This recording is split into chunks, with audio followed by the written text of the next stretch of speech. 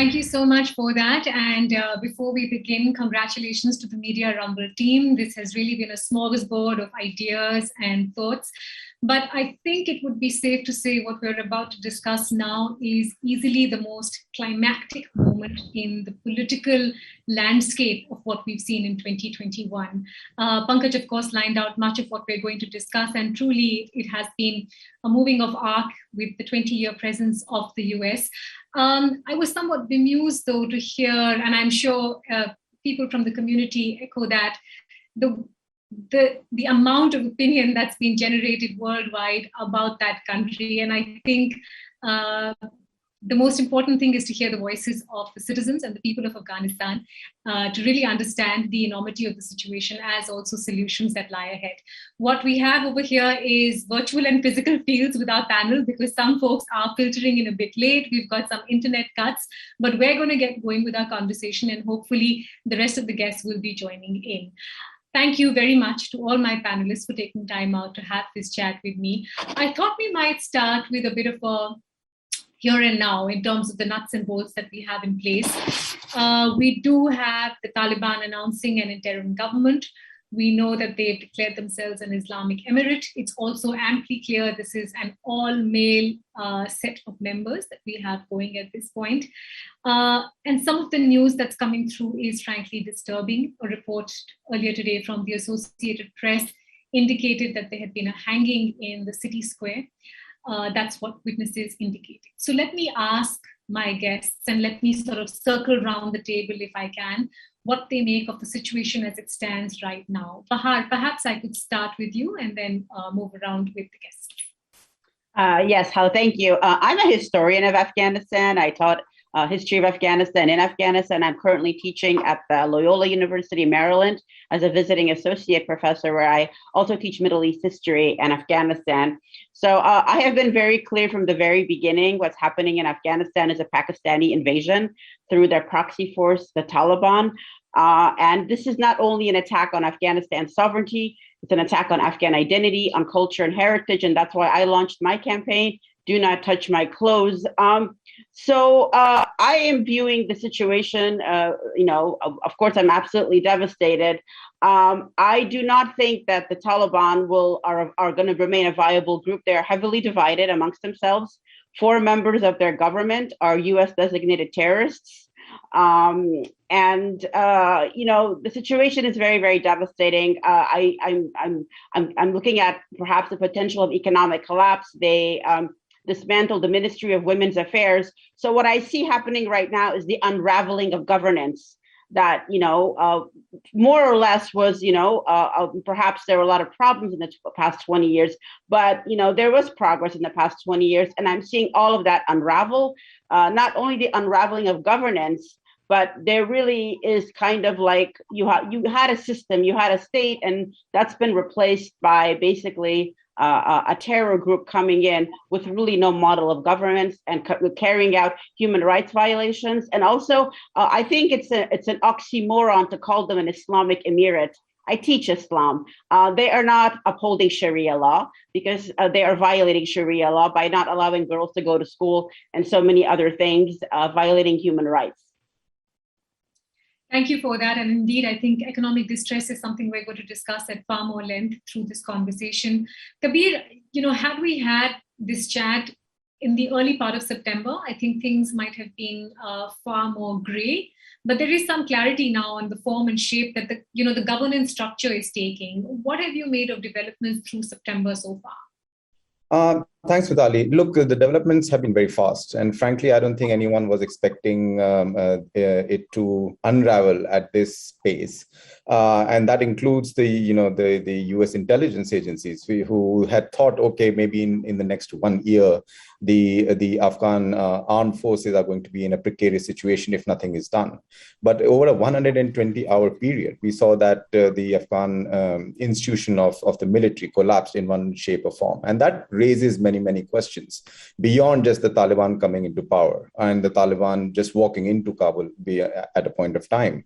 But now that the Taliban is there, that seems to be the reality. And unfortunately, around the Taliban entering Kabul, seeing hedging of of opinions that the Taliban have suddenly overnight become moderate. The Taliban has suddenly overnight decided and started to build bridges between various ethnicities and tribes within Afghanistan. They've started to develop a penchant for governance, which is all unraveling as we are speaking now, which is really not true.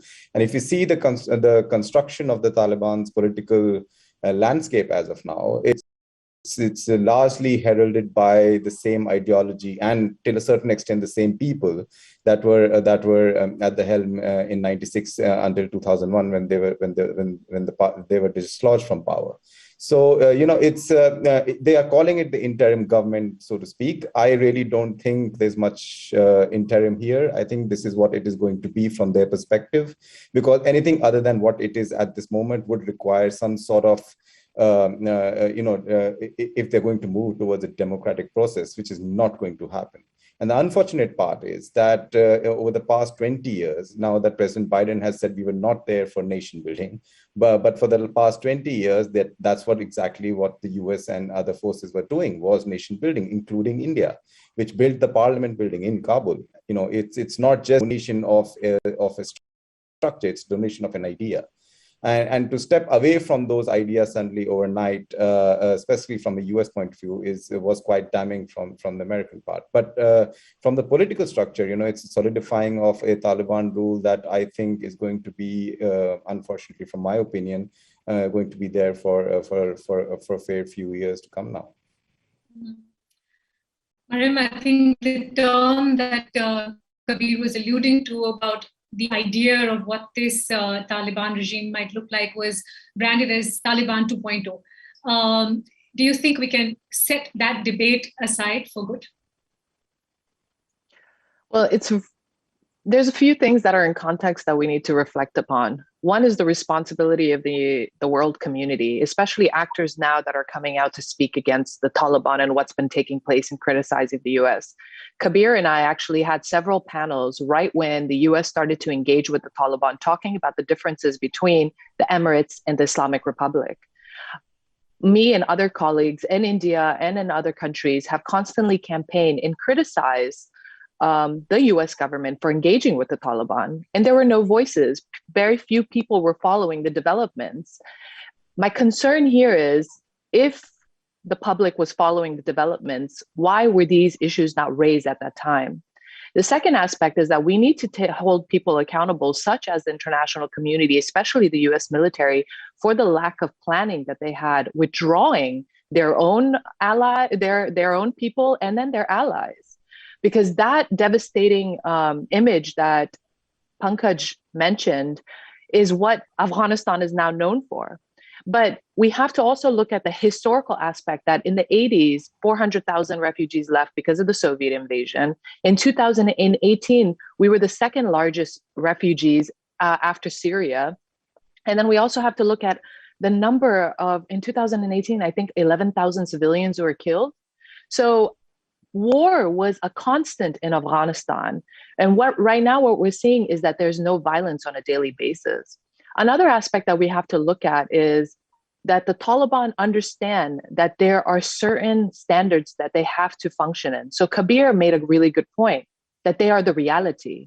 So reflecting on, the past 20 years really doesn't really make a difference. Yes, you can compare, saying this is how it was operated. We can meet you somewhere in the middle, but you can't say this is what the state we were in, because the last 20 years, it also didn't reflect what my parents lived through. The current culture cannot be reflected on the past because of so much foreign inclusion. We also have to look at the fact that we can't blame one country for holding, or yes, Pakistan after 2001 did revive the Taliban. And if it wasn't for Pakistan, Taliban would not be where they are today. But Iran, Russia, and other countries, China, had involvement with the Taliban. The Taliban had slowly gained confidence where the world community continued to stay silent. Now, when we're engaging with the Taliban and the Afghan government, who I constantly criticized for the lack of technical engagement and holding proper conversation, it was mostly grievances that they were discussing, especially by warlords that were representing the Afghan people. The one thing that you have to realize right now is all the warlords are gone. We have another monster in power. How are we going to engage with this monster and what's important to them? The economic crisis is not something that the Taliban brought. Afghanistan was known to be one of the poorest countries in the world. We've constantly had an economic issues, which is why it also contributed to the refugee crisis. A few things that as international community actors, as opinion makers, we can all emphasize in is what the women are going to do in the future. I've always said that the Taliban have never changed in their narrative. Their campaign has always been consistent from 96 till today.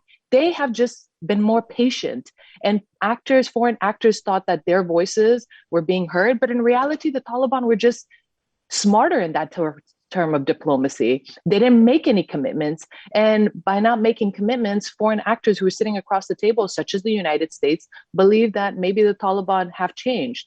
The only thing that they've changed is in their mannerism and how they're projecting themselves in media and how they're trying to tailor being likable. You're talking about hanging. So recently, the people that are being hung, from my information, are the people who are kidnapping and those who are raped young girls. So when you talk to the locals on the ground, many of the Afghans are so pleased that this is taking place because it instills fear for their daughters not to be raped and for children not to be kidnapped. But on the second aspect, you're looking at it as a humanitarian crisis. But you look at it as a humanitarian crisis in the sense that, okay, if they're a democracy, but they've made it extremely clear that they're functioning as emirates. And there are other countries that function as emirates that cut off hands and etc. Yet they tend to be leading the world in many things. UAE, for instance, you see Kuwait, Qatar, who's becoming who's having the world platform at their disposal right now because of the gains of the Taliban. Yeah. There's so many different angles that come into play here. But when it comes down to the people, which is what's really important to me, is that we have to prioritize what's important. Prioritizing the economy and making sure that the people receive aid, and then prioritizing the women's voice and including them in the structure. When I'm saying including them in the structure, of course, they have to have access to healthcare. That's number one. They have to have access to education. They also have to have access to economic opportunities because much of the society has turned into a matriarch due to the past 40 plus years of war. They've lost the male figures in their households. Anyways, sorry about that. I hope I just gave you a good glimpse of each aspect. And if there's any follow-up questions, I would love to answer them. Yeah, sure. No, let's navigate through all of that. Perhaps we can start with economic distress. Bahar, keen to hear your thoughts on that. The point being made is that poverty already existed, but I think there is a lived reality of extreme price inflation. There is also heightened joblessness because of the number of soldiers who are now looking for a job. And there is the threat of holding back both aid as also freezing reserves. How dire would you say is the economic crisis right now? And what do you think is, what is the onus that lies on the shoulders of large nations and organizations in terms of helping financially a country that is ridden with poverty, but is also being ruled by a Taliban regime? So I think that the current economic crisis really needs to disassociate. We need to disassociate that with the past 20 years, because what happened when the Taliban initially took power is people could not even have access to money. People abroad could not send money to their families. So that was an immediate economic crisis that was triggered by the Taliban seizure of power along with their Pakistani sponsors. But what you see in a long-term economic crisis that I see is a lot of women are going to be out of work, which means a lot of these women are heads of households. And so, for example, the Taliban dismantled the Ministry of Women's Affairs. At least over 1,000 employees of that ministry were women who were heads of households. But the Taliban came in, escorted the staff who were working on a World Bank project for development, women's development. You're going to see a lot of people out of work. that's an economic crisis right there. People are going to lose their livelihood. They're going to lose their income. Other people who were part of the past regime are going to be out of work. They're going to be displaced. So I do see that people who like to normalize the Taliban, who like to make it seem like Taliban 2.0 is with a pretty face, like to kind of put all the blame on the former Afghan government. Even if they work for that government or not. But I really see a disconnect between the past 20 years and what's happening right now. One of my former students who I've been in contact with, who was recently evacuated, told me, he said, "Professor, it feels like we've gone back 100 years in just a couple of weeks." And he lived in Afghanistan for the past 20 years, and he lived there in the first few days of the Taliban takeover of power. So I think we're going to be looking at a very different economic landscape. As far as the international community is concerned, I think that the humanitarian assistance must continue regardless of who's in power. I think that there's going to need to be pressure on the Taliban to, be more inclusive, be more accommodating, in order to basically revive some of those, economic development projects, which are vital for rural development, for urban development, for women, healthcare, education. So I do see a looming economic crisis, and I think that to a significant extent, it's due to the seizure of power by the Taliban and the changes in policies that they're making. Kabir, let me ask you the same question from a different lens, because you look at the strategic implications more carefully. It seems quite clear that the US at this point has extremely important influence on what other Western donors choose to do in Afghanistan. And I think there is a fear that all the diplomacy is really happening acutely slowly and might actually cause the economic collapse. Do you think diplomacy is letting economic aid or rehabilitation efforts down at this point? Look, that's an interesting question. I think first and foremost, it's important to realize that there are humanitarian air corridors now operating. So you don't have to be in a long multilateral diplomatic tussle with anyone as a state to actually deliver humanitarian aid to Afghanistan and to the Afghan people.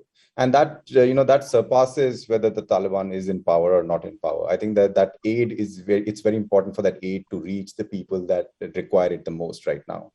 So that's the first thing. But I think also the second thing is, at some level, there has been no economic blueprint for Afghanistan. I've seen this debate. We've seen a lot of debates in Afghanistan around security, strategy, politics, and so on and so forth. Seldom you came across a deep debate about what the game plan for Afghanistan is as far as the economy goes. If I remember correctly, the figures, I think even the annual budget of the Afghan government was more than 80% reliant on international donors. And this became a cyclical thing, because, you would always go to these multilateral conferences where the states would meet and they would decide what kind of money would be poured into Afghanistan. And it was always seen as a donation or an aid. It was never seen as a systemic development of the economy.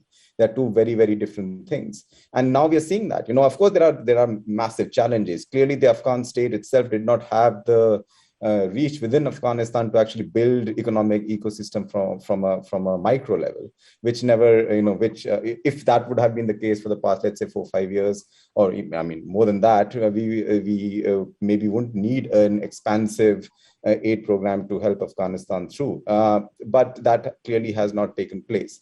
So, it's, we can talk about what the future of Afghanistan economically may be from here on. It's going to be pretty bleak anyway. But the point is that blueprint was never actually instilled around the debates that were happening on Afghanistan. And clearly we saw with the collapse of the Afghan military that even the security blueprint was extremely, extremely thin. And that's what most of the capacity was devoted to. So economy, considering that it was barely in the debate, was never going to be a very strong, issue that where Afghanistan was being built on. So, but all that aside, I think at this point of time, it's extremely important to have these debates maybe a bit later, but make sure that every country and state that is capable of providing aid to the Afghan people is doing so at an expedited level. Mariam and Barka, Bahar, I'd love both your thoughts on this in turn. what Kabir described as not a clear plan seems to be also the approach to the very real gender challenges that the country is facing. There is this amorphous blanket retribution saying, it's not okay, but there doesn't seem to be any targeted action to take on board this complete othering of the women in Afghanistan, of everything that they have done so far, of their educational rights. Bahar, perhaps I could start with you. What is it that can be done in a far more cohesive and coherent manner in order to support the women towards a tangible outcome? Towards a tangible. Well, I think that the feeling in Afghanistan right now is, as I'm talking to people, is there's a sense of abandonment by the international community. And as we've seen with women protesting in Kabul, fighting for their rights, I think the very first step is that we need to look at Afghan women in a different way, not as victims, not as people with no agency, people who, as Mariam mentioned, you have got a whole ecosystem of matriarchs in Afghanistan right now, women who are heads of households, women who are very capable, have a lot of capacity. Even living under the Taliban, women have found ways to thrive, to provide for their families, to really endure in the most excruciating circumstances. So we really need to change the narrative on Afghan women, right? That these are oppressed women who the West needs to come and save them. In many ways, they're a lot more resilient than what I've seen in Western countries. And I've lived much of my life in a Western country.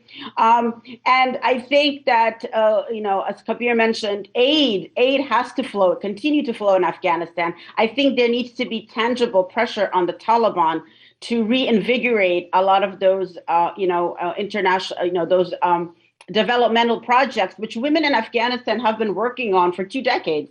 And so all of a sudden, women can just go home and be locked up. You're dealing with a very different country than you did in the 1990s. So I do think that there needs to be a lot more intense diplomacy. There needs to be, more tangible pressure on the Taliban. If the Taliban are reality, I see them very, very divided. It's going to be very interesting to see how they move forward in the next few months, in the next 1 year. But I think right now the time is ripe. This is the right moment to really exert pressure on them with regard to the role of women, because a lot of women are, they have been working, they have been providers, they've been heads of households.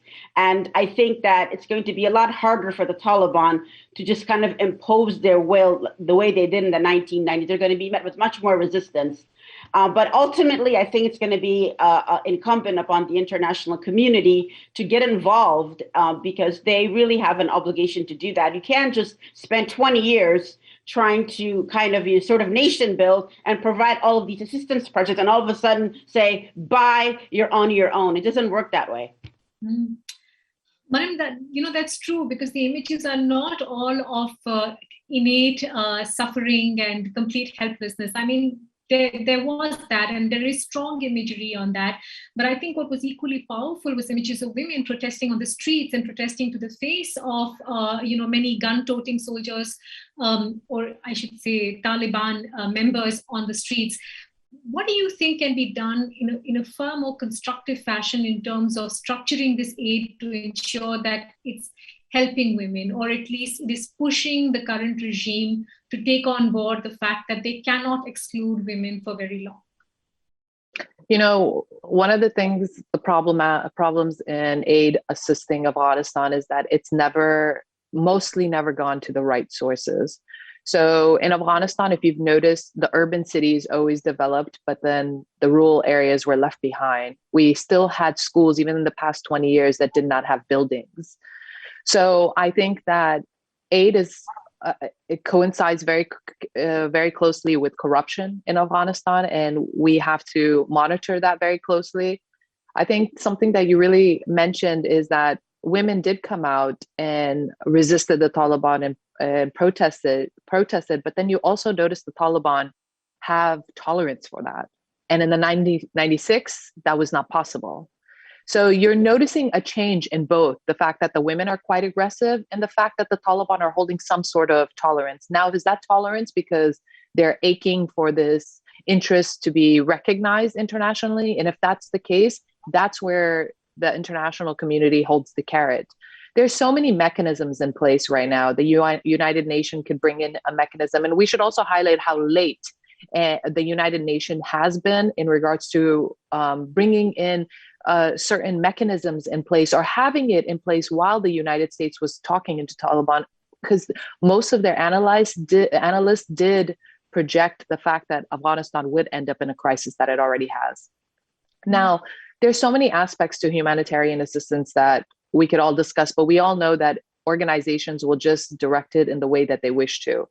One major key component that Her Afghanistan constantly campaigns for is theological dialogue. We need religious scholars engaging in Afghanistan to expose these individuals who use religion as their main theme to bring peace into Afghanistan and how to operate. They are the reality, as I'm going to constantly mention, but how are they going to be progressive is what matters. We know that they hold respect for religious scholars from Saudi, even Pakistan, Malaysia, and other countries. We need to force this engagement. But I have noticed such a there's been no reaction from any Islamic countries. Nobody wants to engage with them. Nobody wants to speak against them, and nobody wants to speak for them. So why are we not speaking to them is the question. We also have a component of exposing the Taliban to a proper way of governing. We know the United States placed them in power. The United States is not going to go and remove them again unless they do something dire to the security threat of the United States. So what is the way moving forward? Are we going to hold the United States responsible just vocally and on the news, etc.? Or are we going to try to work with them to assist the Taliban? Because there's no way we can directly work with UN designated terrorists. I know the United States has approved of 2 licenses to work with NGOs, but are those NGOs the ones that have already committed to corruptions in Afghanistan? Those are something that we have to look at very closely. There's so many aspects of it that has to be constantly monitored, not only monitored, but also called out, because we've stayed silent to the corrupt faction of Afghanistan for the past 20 years, which ultimately led to the current state. This is actually a great segue for our guest who's just joined in, Mathew Hoh. For our audience that may have missed the introduction, Mathew, hi. He has nearly 12 years experience with America's wars overseas. He's been a senior fellow with the Center for International Policy since 2010. And interestingly, in 2009, Mathew resigned in protest from his post in Afghanistan with the State Department over the American escalation of the war. Mathew, I know I'm pushing you into a corner the moment you step in, virtually at least, but I want to quote to you, a piece that was written in the Washington Post, and I want to ask you what you think the lessons might be that America has drawn from this experience. And they write, the president had fled, the Afghan president had fled, not bothering to tell US officials or even many of his own top lieutenants on his way out the palace door. And a country that's been whiplashed by multiple violent overthrows in its modern history was on course for a chaotic, destructive, and humiliating end to the American era. Have all those 3 terms been absorbed in any way by the American administration, you think? Well, thank you for having me, and I apologize for being late.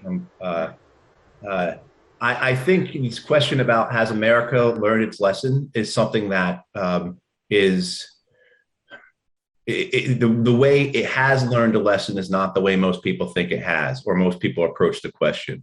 The United States started learning its lesson about these wars. And for me, I know the war in Afghanistan is extremely unique to the Afghan people, just as the war in Yemen is unique to the Yemeni people. The war in Syria is unique to the Syrian people, the Iraqis, et cetera, the people in Mali, et cetera, et cetera. However, it's difficult from an American perspective to look at this war separately from the other wars in the Muslim world that are led by the United States. And so when I think of the lessons learned of Afghanistan, it is mainly through the idea that the United States' main lesson learned is not to try and utilize military force in a way that causes interest by the American public, by the American media, or by American politicians. And so what you see with the remainder of the wars in the Muslim world, which number as many as 15 possibly that the United States is engaged in, you have a reliance on the US of special operations and CIA forces, of aircraft, particularly drones. And those are all important because those are all classified activities. Those are all secret actions that the United States government has no obligation to lie about, because by law, they are obligated not to talk about them. If people recall, several years ago, the United States had 4 special forces soldiers killed in Nigeria. And it turned out Niger. And it turns out the United States had 1,000 military personnel in Niger that no one was aware of. The leaders in Congress had no idea the United States had 1,000 military forces in Niger, let alone that they were engaged in combat. Utilizing these CIA and special operations forces, these drones, the United States also uses contractors. There's a very good reason for using contractors, not just because of the business side of it, not just because it makes people money, but because it allows for these actions to be hidden.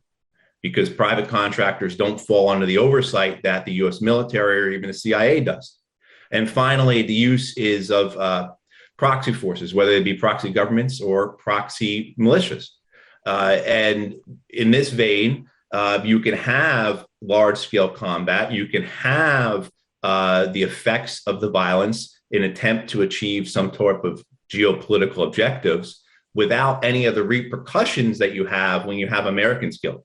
Because as hard as it is, it's very true that in the United States, as long as it's Black people killing Black people, brown people killing brown people, we don't care.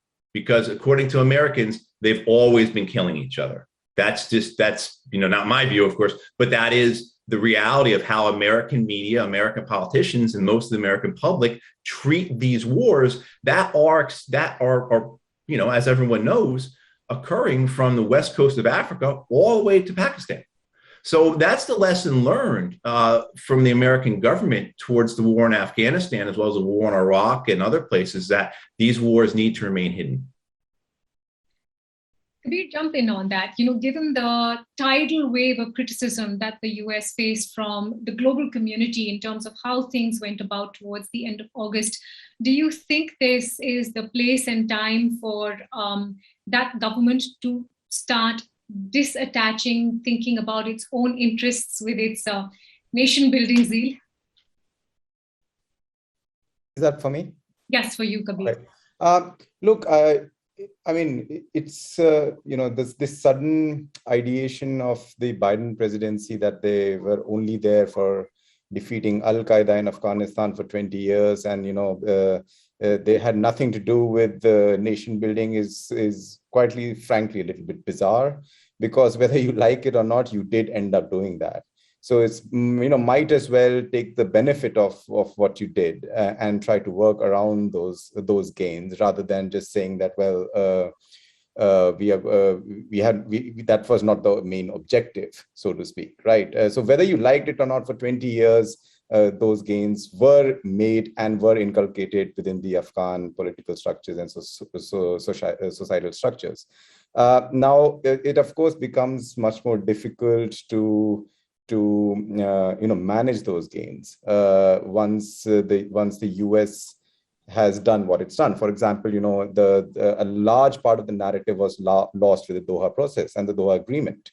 There are absolutely no checks and balances in the document that the US signed with the Taliban, which allows the Taliban now, for example, to say, as reported, I think a couple of days back, Al-Qaeda or Islamic State inside Afghanistan. Right. So because they can say that now, I mean, what are you going to do? How do you verify it? Are you going to contest it? And if you're going to contest it, what is your action going to be? So there's a level of, I think, slightly naivety in the Biden presidency of not realizing that even if they're not interested in accepting that a significant level of nation building was done in Afghanistan, it's the reality, right? And even if President Biden himself is fairly disinterested in Afghanistan now and sees it in the rearview mirror.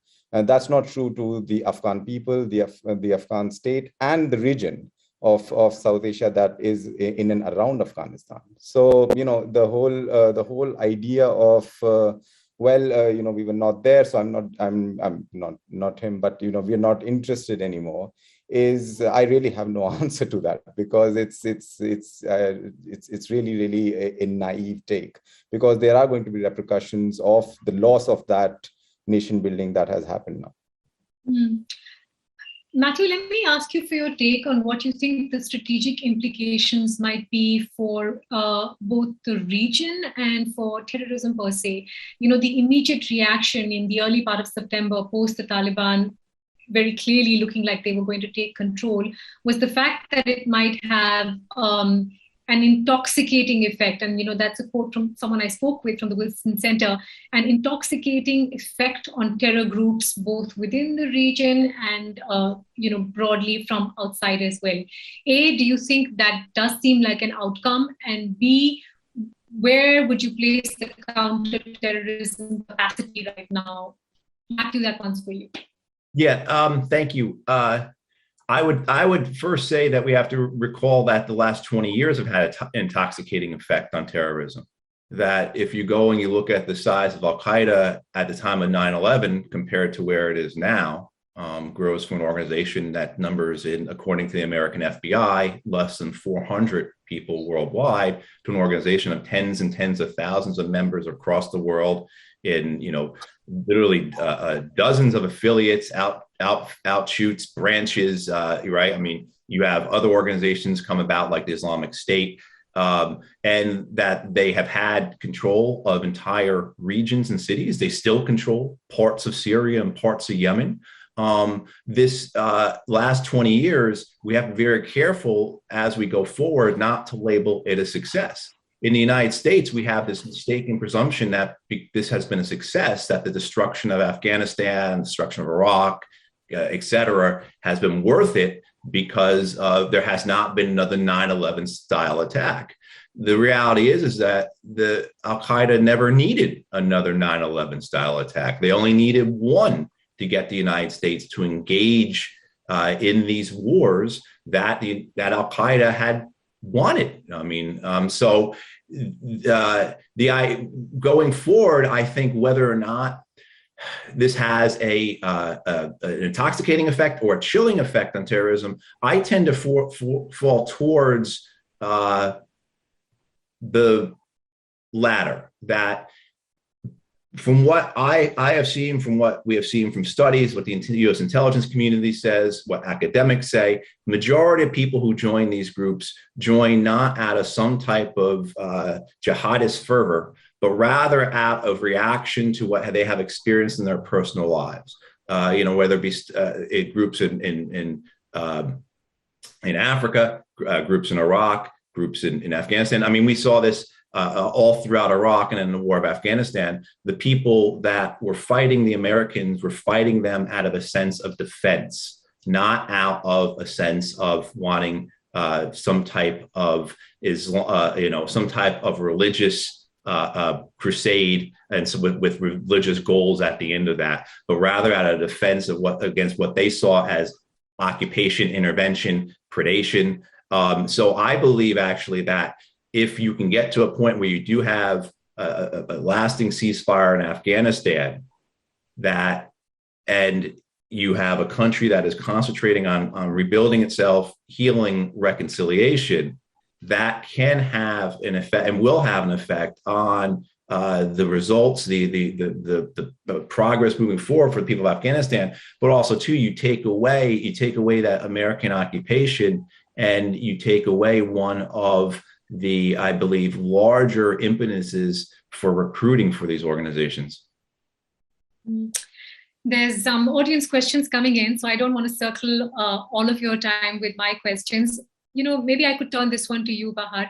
There was a sense, as you were saying, from the period of August to September, that things were really running faster than anyone could imagine. spilling out of control, and now we are where we are.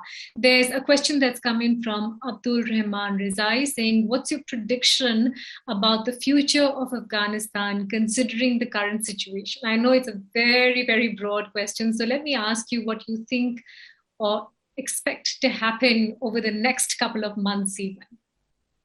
Well, it's still pretty early, but if things continue the way they are, meaning if the Taliban continue to remain divided, if they continue to impose, all these restrictions on women, if we continue to see the economic situation deteriorate, if we continue to see disengagement or very slow diplomacy on the part of the international community, then the situation in Afghanistan is going to get much worse. It's going to get very, very desperate. And we might see something that could quite well be worse than what we saw in the 1990s. If, however, you have a different scenario where you see perhaps, and I don't think this will happen, but if, hypothetically, the Taliban become more united, they, and for the sake of trying to get some sort of international legitimacy, they try to be more inclusive, try to, ease some of those restrictions on women's rights. Then perhaps we could see a reality where, you might be seeing a governing structure in Afghanistan that might somehow work. I don't see that happening. I see the first scenario, which is that things are going to get much worse. Things are going to get desperate, and the Taliban, I think, will remain divided. And that's what I foresee right now. But again, it's all also early to tell. I don't see the Taliban making tangible changes that will improve the situation for the people of Afghanistan and that will make them look prettier or nicer on the international stage. Even though that's what they want, that's not who they are. They don't have the capacity and they don't have the will. Mariam, would you like to comment on that over the next couple of months? Is it even possible to plot what one might see happening in that nation? I don't think so at all. I think that we're all going to be on our toes until there is some sort of inclusivity. I think that we need to be cognizant about who these individuals are and that the fact that they do not know how to run a government. There is something different contributing and attending to violence, but then actually running a government structure is quite difficult. And that's why you've noticed the Taliban send out messages to all these educated youth, asking them not to leave, to stay within the country to help them run the government. They know they're incapable of doing stuff. Aside from that, as Dr. Jalali mentioned, the fracture, but that is seen amongst all of Afghans. Even in the past 20 years, we noticed that within the Ghani administration, within the Karzai administration, there has been so many fractures. The question is, how are we going to work with them? The confusing and most devastating aspect of this is that we are criticizing only the Taliban, but we are not holding the United States responsible for what is taking place. And they need to be held accountable. And we need to see what they're doing. My projection of what the United States is going to do is going to completely leave all the responsibility to the United Nations and take a step back. And I think this is what's going to leave Afghanistan in a more dire situation than ever. Lastly, we also need to make sure that China, Pakistan, or Russia is not taking the leading role here, because we have to look at how they're treating their own citizens. It's going to be a duplicate effect in Afghanistan. And if it matters to us how the Afghan people are going to be treated and that they need to have access to healthcare and education and opportunities, then we need to advocate even louder, and we need to hold all of these foreign actors responsible. Not only that, we have to be also very cautious on how we engage with the Taliban. Many of us do have institutions in Afghanistan that are going to be held accountable by the Taliban. I have 2 orphanages, I have 3 schools, I have a clinic, and I also have an organization of 5,000 women. When I speak to these people on the ground, I have to tell them to work with what's there. I can't ask them to go against that structure, because that structure can destroy everything very easily. Yeah, no, absolutely. Kabir, Mariam talked about, what the US needs to soul search about, and there were many question marks raised about how India approached this as well. The fact that they did not have a seat at the table at a crucial point in time when they could have been part of the conversation, the fact that they perhaps did not read events as they unfolded. And there's a question for you roughly around that from Nitesh Kumar Singh, saying, why is India, that keeps dreaming of becoming a Vishwa Guru and wants to become a permanent member of the UNSC, still silent on the Taliban takeover in Afghanistan? Why is Indian diplomacy showing hesitancy? Look, of course, India was sort of, I don't think India was late to recognize what is happening. We may be, like the rest of the world, India may not have read the pace of it very well.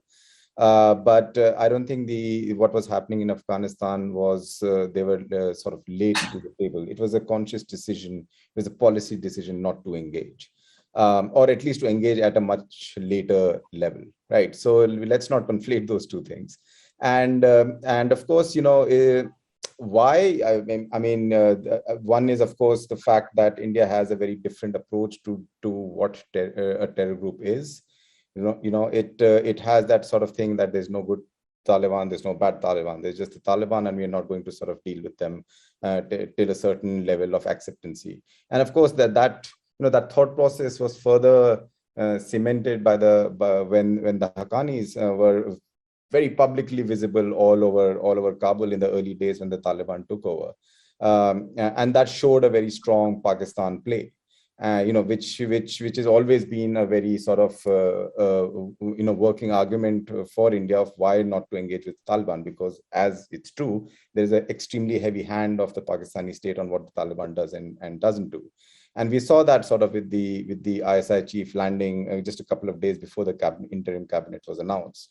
So these are all sort of the red flags that India has had for a long period of time, and a sudden sort of change of just start engaging because the Taliban was militarily, winning in Afghanistan was going to be a very significant change in thinking in Delhi. I personally think that should have happened. The Doha process is something that almost every country used to engage with the Taliban for the good or the better. It's up for debate, but I think India should have. It shouldn't have required an invitation to any table. It should have created a seat for itself. But that's a gone argument now.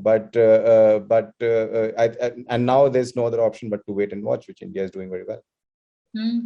Mathew, you made the point about what America and Americans are taking away from this entire episode. But would you say there are larger global implications to what's happened? Is it still a tinderbox situation where things could go out of hand, considering the other parties involved, that is Russia and China, and of course, Pakistan?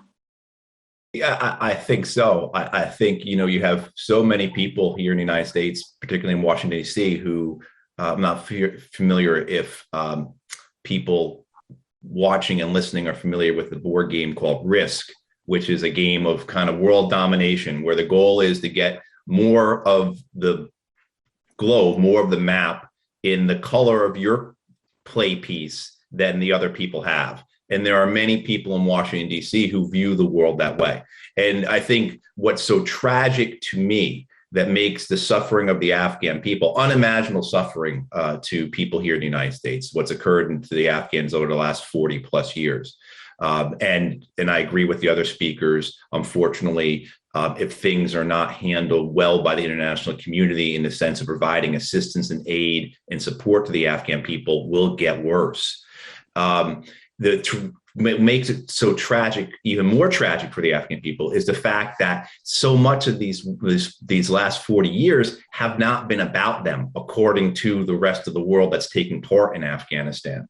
So you see people who think that the United States must remain involved in Afghanistan, not for the sake of the Afghan people, not for the sake of regional stability, not for the purposes of combating terrorism, but because if the United States doesn't have a presence and doesn't have control of Afghanistan, then the Russians or the Chinese will.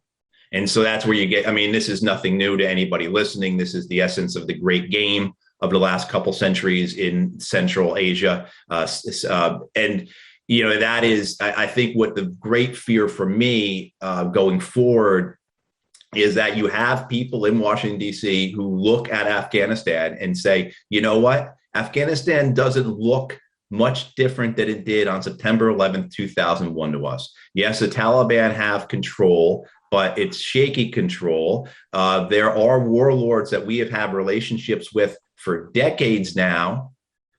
We did it once before, we could do it again, and this time we can do it better.